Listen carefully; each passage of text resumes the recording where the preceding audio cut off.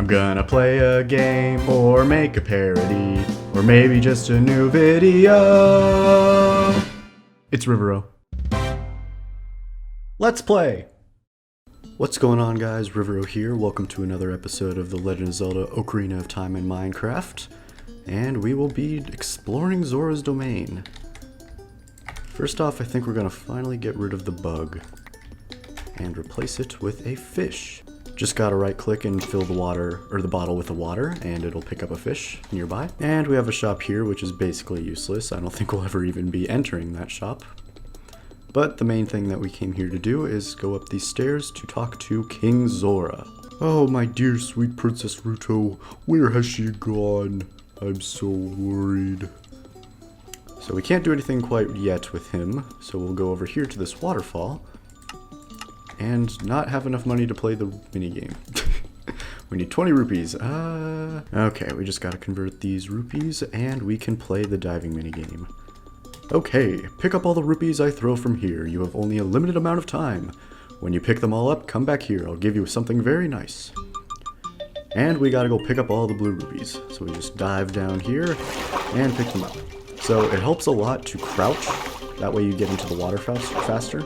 And then you can swim around from there if you need to. But yeah, very easy game to do. Hey, congratulations, I've got something very nice for you. Come and get it. Here we are, back up here. We can play the minigame. Actually, no, we have to talk to him first, and then we can play the minigame again if we wanted to. And he gives us the silver scale, which allows us to go through here. And this is a shortcut to Lake Hylia. Over here, if we go under the water, we'll notice that there's some bubbles, and if we swim here, we have a letter in a bottle. Help me, I'm waiting for you inside Lord Jabu Jabu's belly. Ruto. P.S. Don't tell my father. Before we continue with that and show King Zora, even though the letter specifically says not to do that, we are going to be doing that.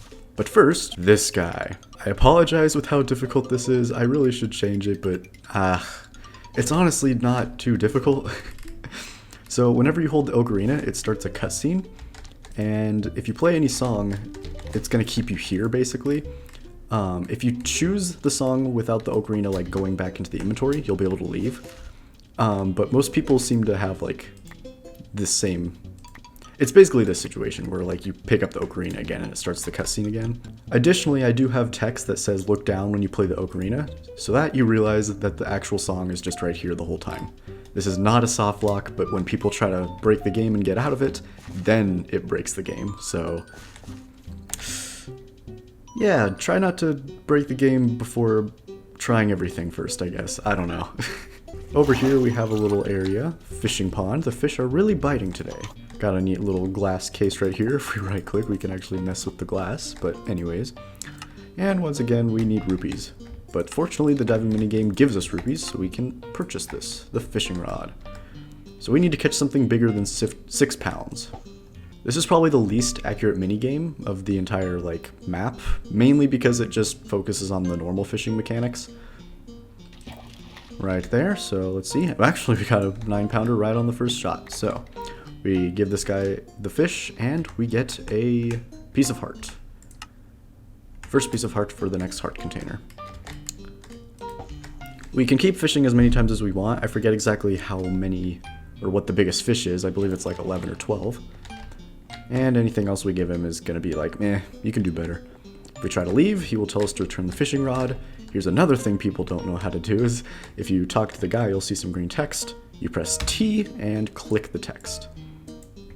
And he'll take the fishing rod, leading us to be able to leave.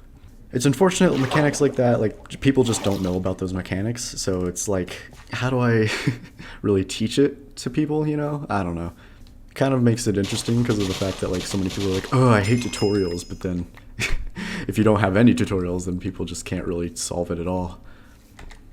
Here we have a gold skulltula on the side of this house that we're going to kill, and I think that's about it for Lake Hylia. Unfortunately, I left my bug. Yeah, unfortunately I left my bug at the last place to get a fish, so we will need to put a bug at that bean spot at some point for the skulltula. Back in Zora's domain, we got the gold skulltula that we killed before, and we're going to go up to King Zora to show him the letter.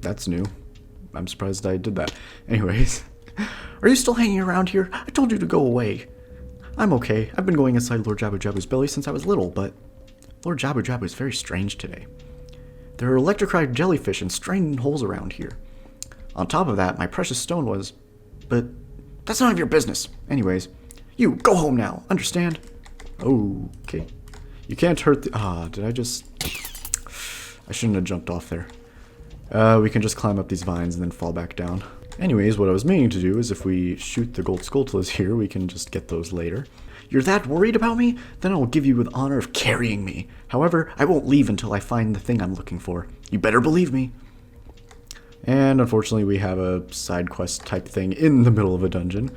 We have to take Ruto to the spiritual stone that we are looking for ourselves. Got another skulltula here. We'll go ahead and kill it. Be careful with Ruto. If she is in too deep water, she will teleport back to her last location.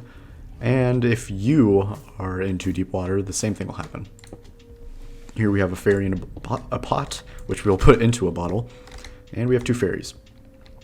I guess this is a good time as any. Actually, let me do one more thing. We can throw Ruto at switches and stuff to activate them. But yeah, so the fairies. They're not the greatest, unfortunately. The way they work is that if you are... Depending on how much health you have overall, so right now we have like 8 hearts. So right now, I think if we have 2 hearts left, it's going to heal us immediately. But if we had like 4 hearts away and we got a fairy, it would heal us when we had 1 heart. So if you're trying to play this game with only 3 hearts as like a challenge, and you go up to like one of the bigger bosses later on, those things deal like 3 hearts of damage, meaning that you'll die before the fairy can actually do anything. I wanted to include the Totem of Undying, because that thing heals you regardless and you survive, but you have to have that in your offhand and there's no way to counteract that, and I didn't want to have to deal with a fairy in a bottle to the like offhand. Even now, for some reason, I don't equip the shield and stuff, which now we should actually, because the next item we're getting will not require us to use a slingshot anymore, which requires your offhand to be empty.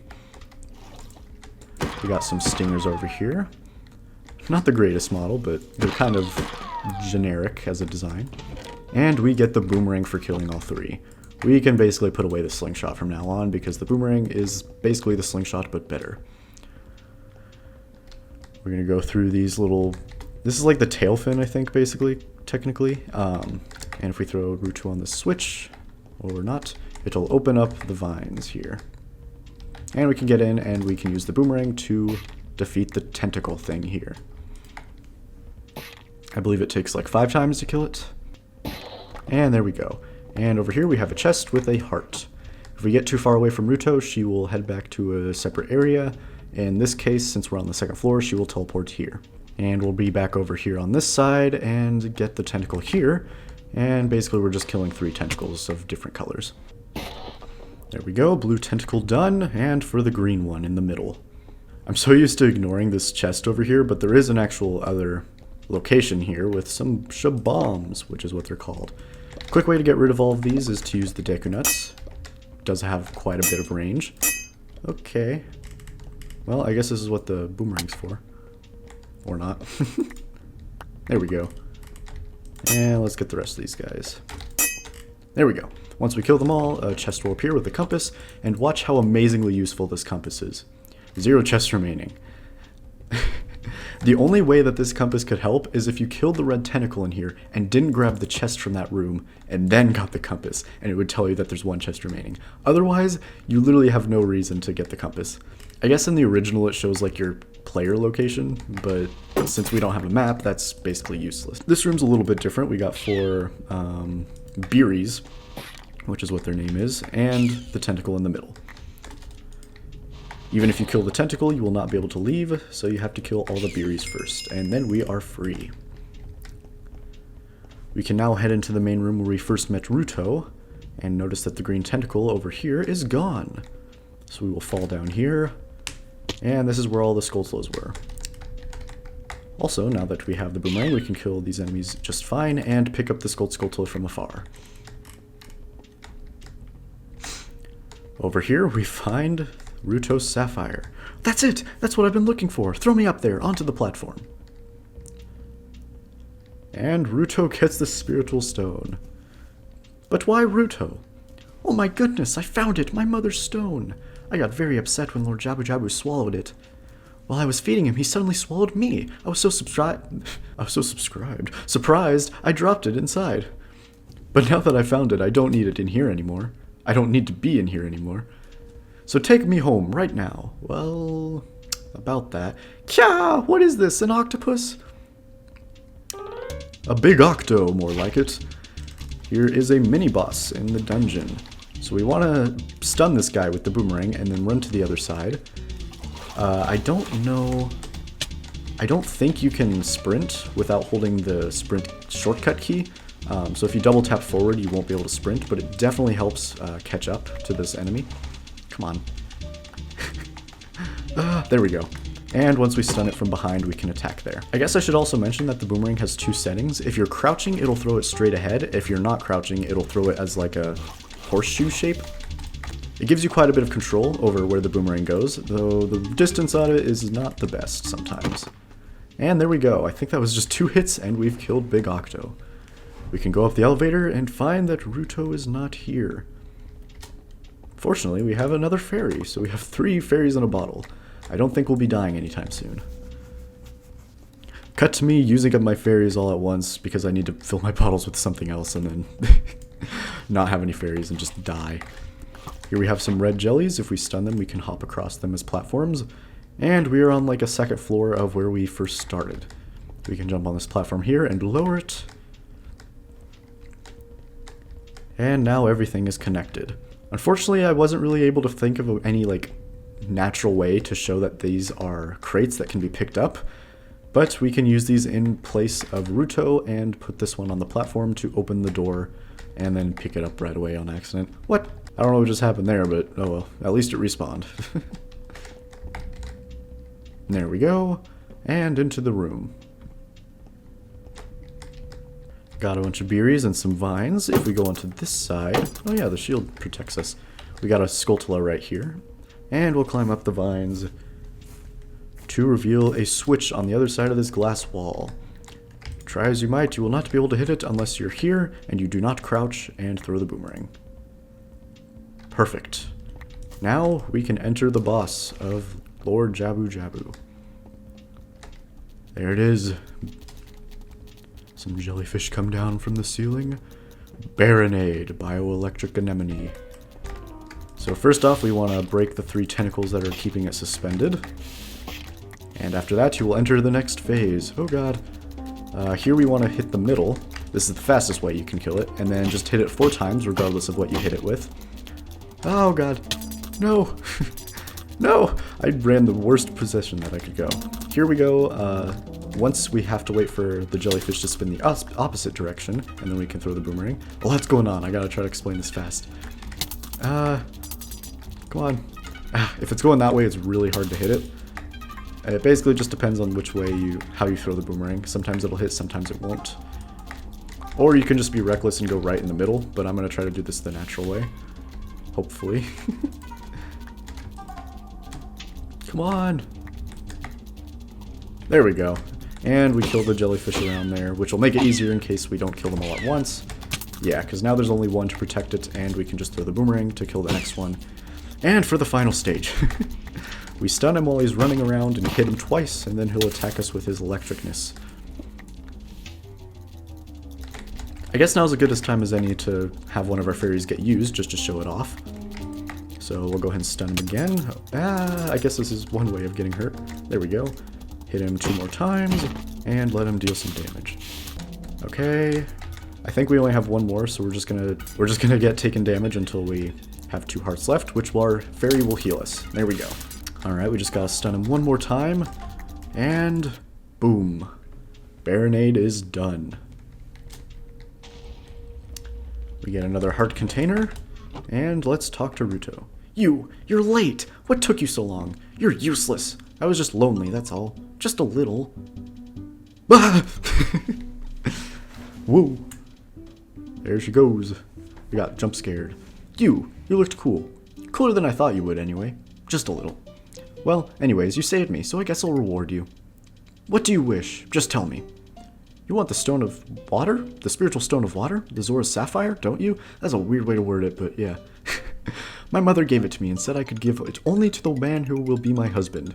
You might call it the Zora engagement ring. Alright.